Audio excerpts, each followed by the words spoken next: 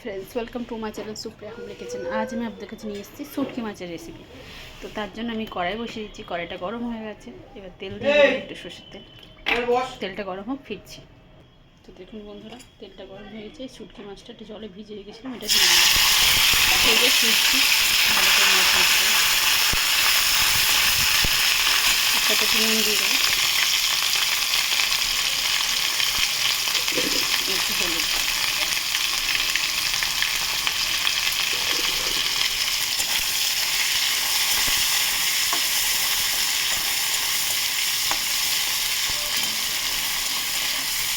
ভালো করে ভেজে ফিরছি। তো দেখুন বন্ধুরা, ভাজা হয়ে গেছে দুপিট করে। এবার এটাকে তুলে ফিরছি। তো তুলে নিয়েছি, এবার আমি পেঁয়াজ দিয়ে দেবো।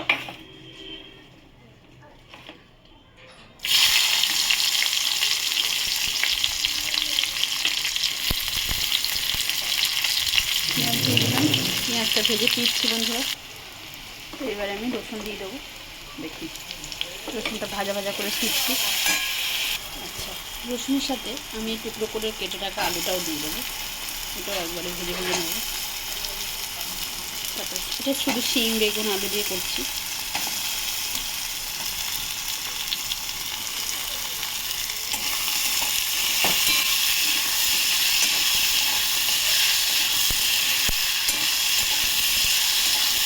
আলুটা ভেজে ফিরছি। তো দেখুন বন্ধুরা, আলুটা মোটামুটি ভাজা হয়ে গেছে। লঙ্কা টমেটো দিয়ে দিলাম, তার সাথে স্বাদ মতো নুন দিয়ে দেবো। আবার পরে নুন দেবো বেগুন দেওয়ার সময়। এটাকে ভালো করে কষিয়ে ফিরছি। হলুদের গুঁড়ো, কাশ্মীরি লঙ্কার গুঁড়ো, আমি কাঁচা লঙ্কা দিয়েছি তো, আর জিরার গুঁড়ো, সামান্য জল, কষিয়ে নেড়ে ছেড়ে নিয়েছি। এর সাথে শিম আর বেগুনটা দিয়ে দেবো।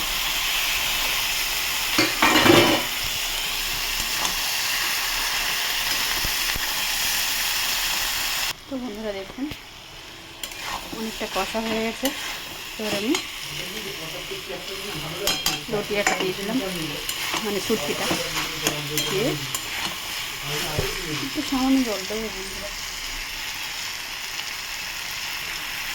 এক কাপের মতো জল দিয়ে দিলাম। ঢাকা দিয়ে রান্না করবো। জলটা শুকনো করে ফিরছি। দেখুন বন্ধুরা, অনেকটা জল কমে গেছে, আর কিছুটা আছে। তো এবার আমি এর মধ্যে ধনেপাতা দিয়ে দিলাম। মাছগুলো দিয়ে দিয়েছিলাম, জানি না ভিডিও করেছি কিনা। তো ধনেপাতা দিয়ে দিলাম। এটাকে আবার ঢাকা দিয়ে 5 মিনিট পরে ফিরছি। তো দেখুন বন্ধুরা, আমার রান্নাটা রেডি। তো আপনারা ট্রাই করে কমেন্ট করে জানাবেন আমার রান্নাটা কেমন হয়েছে। আর আমার চ্যানেলটা লাইক অ্যান্ড সাবস্ক্রাইব করে দেবেন। ভালো থাকবেন, সুস্থ থাকবেন। থ্যাংক ইউ ফর ওয়াচিং বন্ধুরা, বাই বাই।